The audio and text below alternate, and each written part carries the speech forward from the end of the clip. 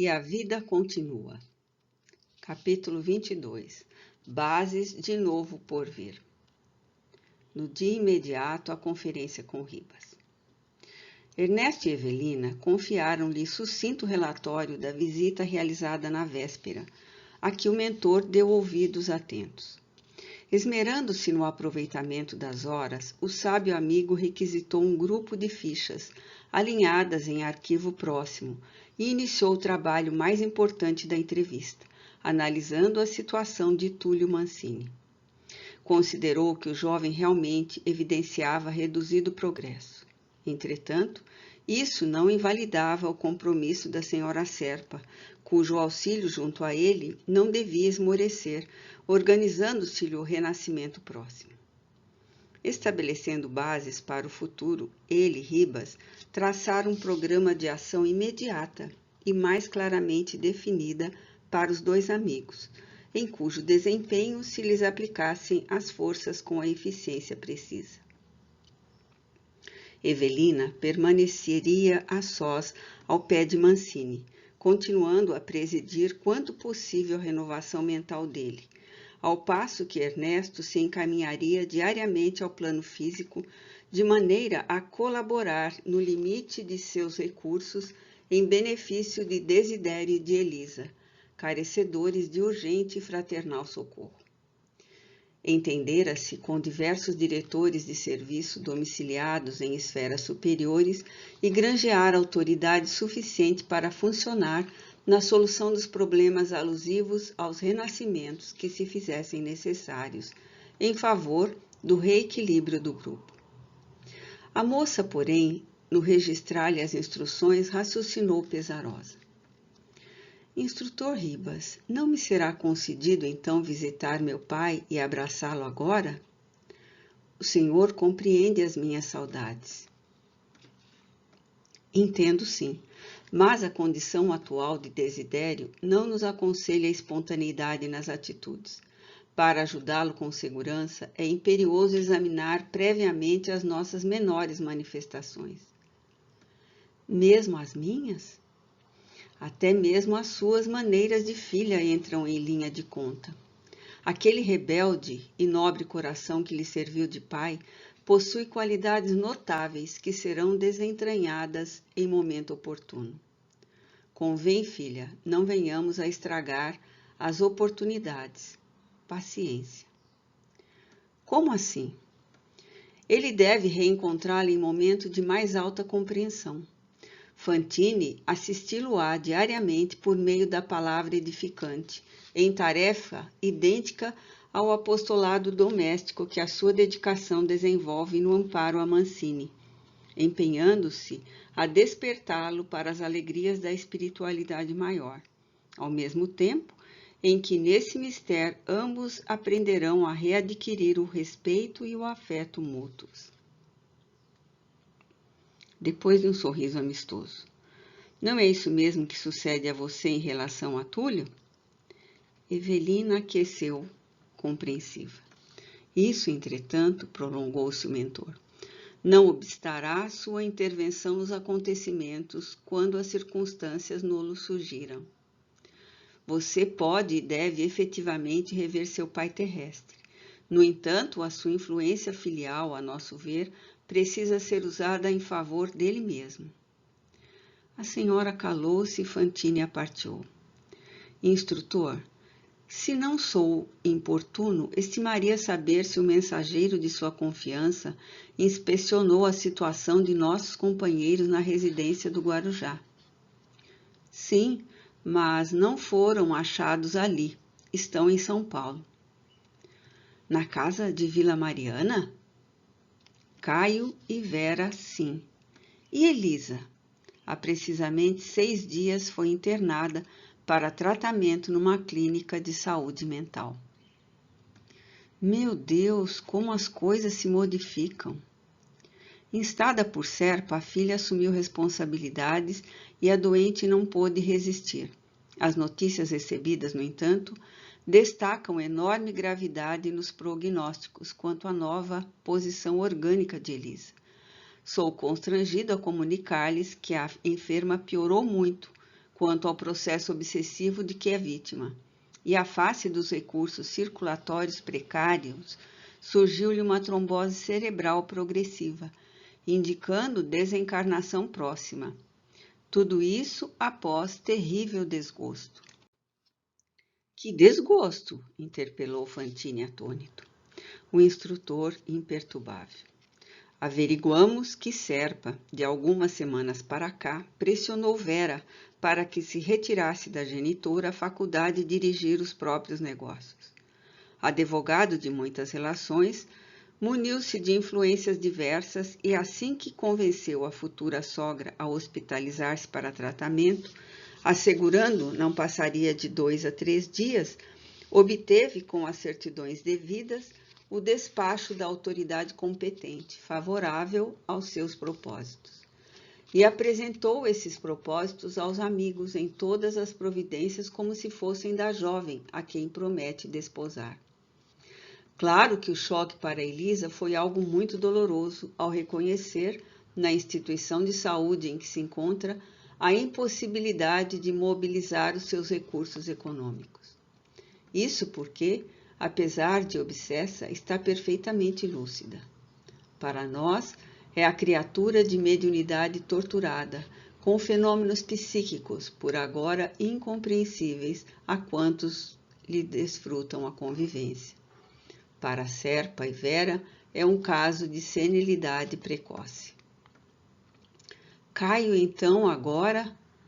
A fase hesitante de Ernesto esmoreceu-lhe na boca. Ribas, no entanto, completou.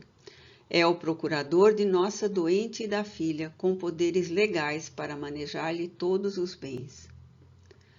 Ante os dois interlocutores espantados.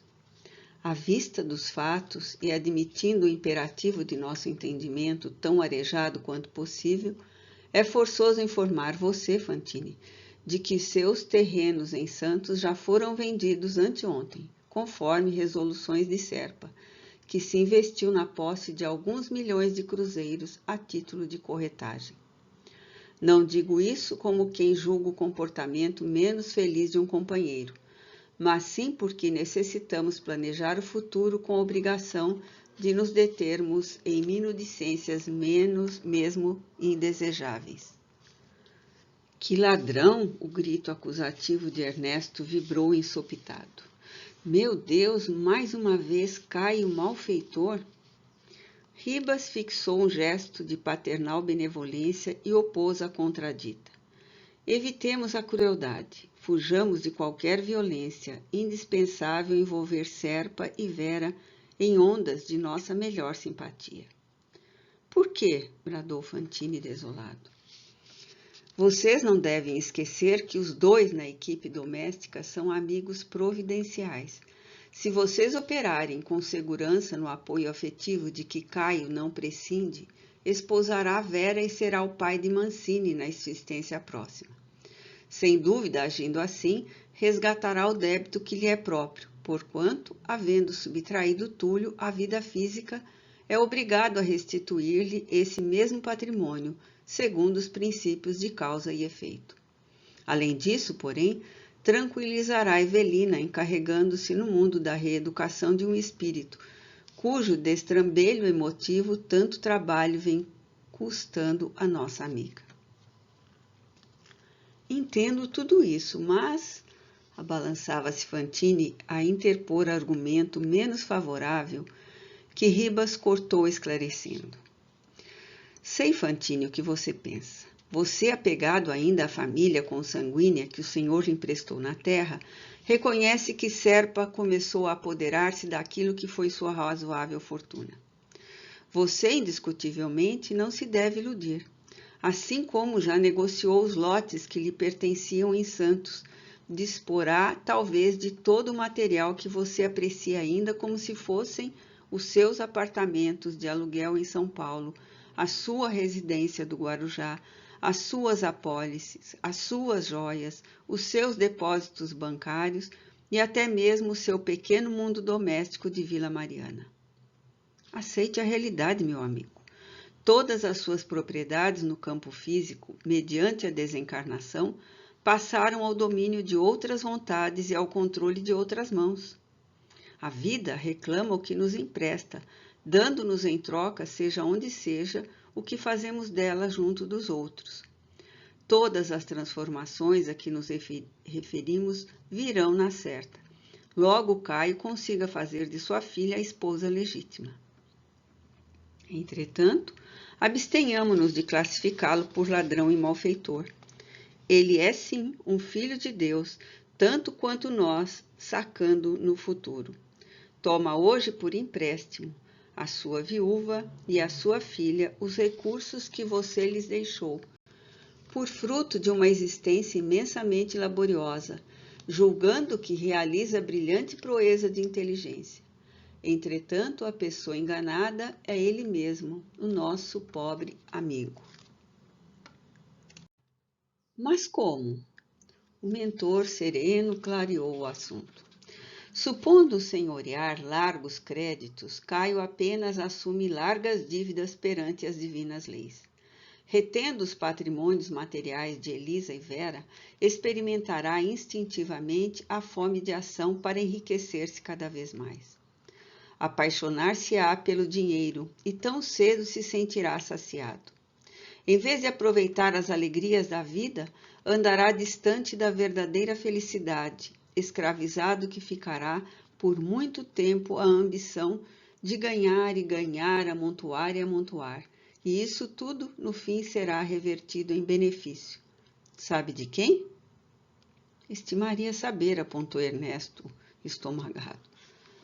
Dos seus familiares, meu caro, e principalmente de Elisa, a quem ele presentemente impele a desencarnação prematura, com apontamentos insensatos, sequioso de lhe governar as vantagens econômicas em regime de ilusória impunidade. Oh, explique-nos, solicitou Ernesto ansioso. Ribas apanhou o pequeno mapa dentre os papéis que compulsava e elucidou, indicando figurações aqui e ali. A desencarnação de Elisa está prevista para breves dias, mas o renascimento dela, depois de reequilíbrio seguro em nossa estância, poderá ocorrer conforme nosso esquema dentro de 5 a 6 anos. Com a permissão de nossos maiores, será ela filha de Serpa e Vera, se vocês trabalharem no socorro a ambos com muito amor. Renascerá depois de Mancini, que lhe será o primogênito. Como é fácil de perceber, daqui a 30 anos, mais ou menos, ocasião considerada provável para o retorno de Caio à vida espiritual, devolverá ele a sogra espoliada, então sua filha, tanto quanto a Vera Celina na condição de viúva, todos os patrimônios de que hoje se apropria, e restituí-los-á positivamente aumentados, acrescidos de grandes rendimentos, ao mesmo tempo em que terá trabalhado bastante para legar a Túlio, na existência nova, uma situação material invejável. Diante de Evelina e Ernesto, estupefatos com a segurança das leis de Deus, Ribas pareceu encerrar os estudos, advertindo: longe de nós a intenção de categorizar Serpa à conta de larápio ou delinquente.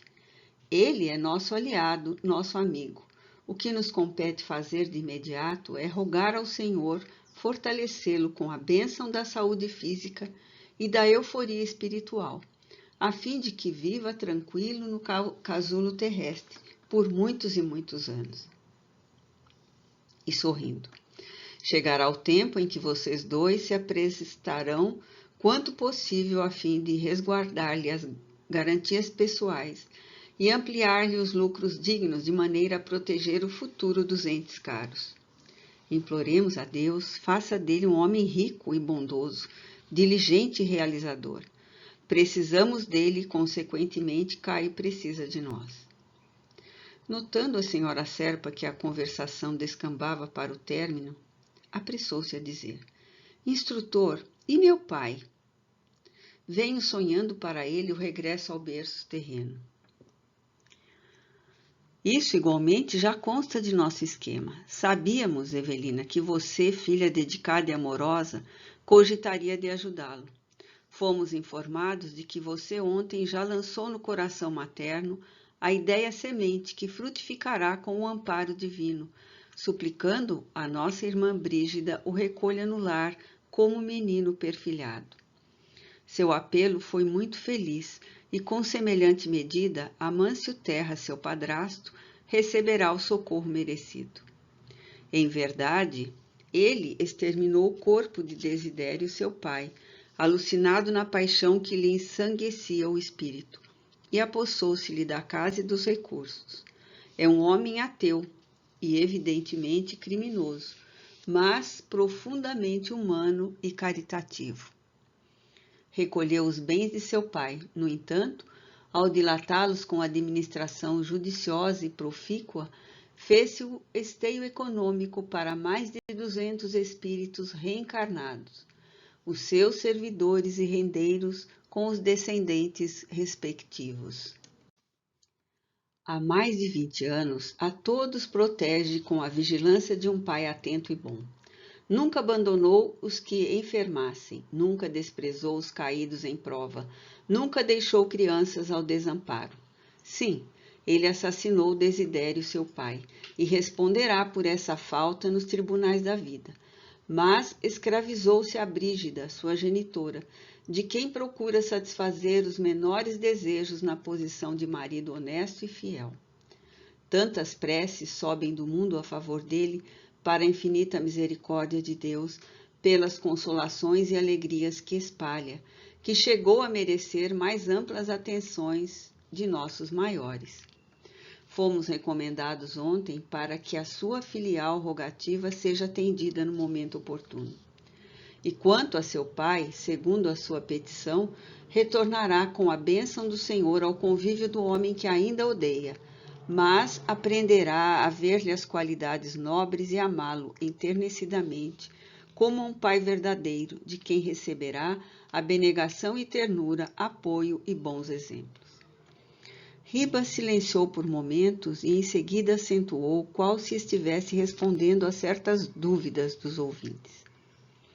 É inegável que Amâncio possui apenas mais 10 anos de permanência no corpo físico, de acordo com os dados esclarecedores que nos foram enviados, com objetivos de estudo. No entanto, para um homem com os serviços prestados que ele tem, não nos será difícil obter, junto aos poderes superiores, moratória de 15 a 20 anos a mais, prolongando-se-lhe o tempo na existência atual. À face de tudo isso, esperamos possa ele realmente conquistar do Senhor a felicidade de receber Desidério por filho, por intermédio do concurso de um casal humilde, a fim de conferir-lhe vida nova e devolver-lhe, no porvir, todos os bens de que foi um dia despojado. Esteja certa, Evelina, de que seu pai, reorientado pelo verdugo de outro tempo, hoje transfigurado em obreiro do bem, na escola do trabalho, será um homem equilibrado e com todos os recursos para ser feliz. Ribas pausou de novo alguns instantes e logo após anunciou: nosso esquema inclui um acontecimento importante. Nos dias que virão, seremos chamados a aproximar os lares de Serpa e Amâncio, porquanto Desidério e Elisa, reencarnados, realizarão venturoso matrimônio em plena juventude. Envidaremos esforços máximos para que Desidério se despeça de nós em breve tempo, na direção da vida física. Evelina chorava de jubilosa emoção, meditando na justiça perfeita de Deus, e Ernesto refletia empolgado de assombro ante a lógica do plano estabelecido. Sopitando a comoção encharcada de lágrimas, a senhora Serpa articulou nova pergunta. E minha mãe? Sua mãezinha, aclarou o mentor, acompanhará os destinos de Amâncio. Seu pai desposou-a, mas não a amava.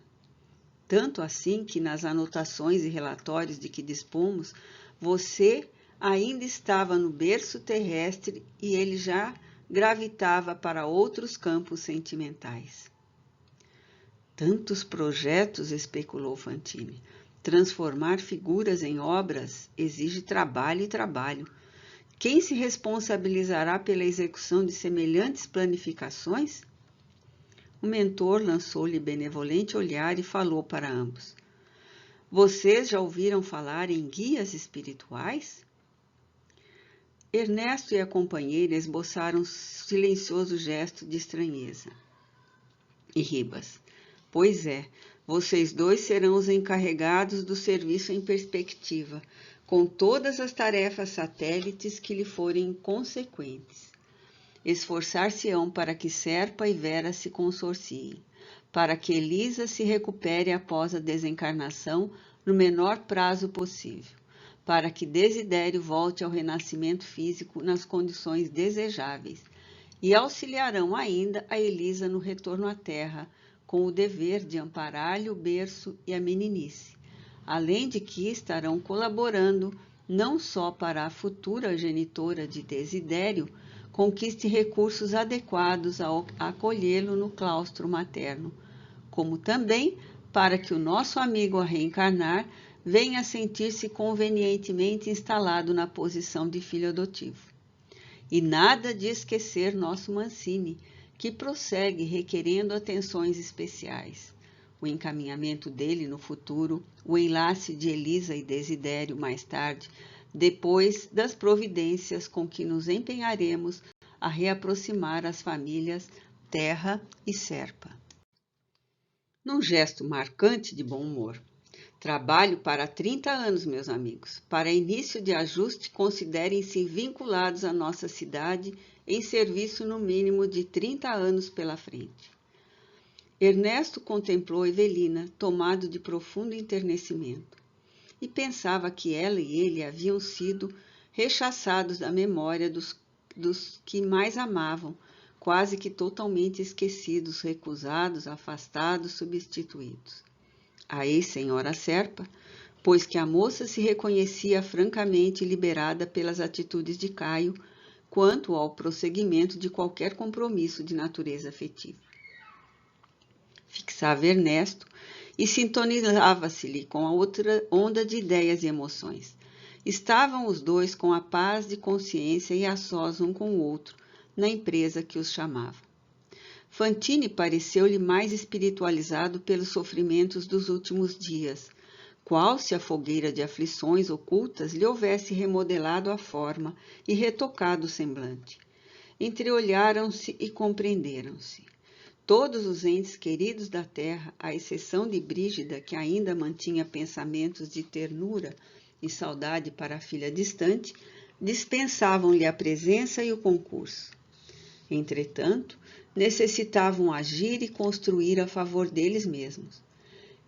E ao modo de aliados que se reencontram para veneráveis mistérios no campo da vida, se prometeram, sem palavras, irmanar os corações, transferindo um para o outro os sagrados tesouros afetivos que se lhe envolviam da terra, convencidos de que precisavam da escora recíproca para a longa jornada que se lhes descerrava aos anseios de redenção.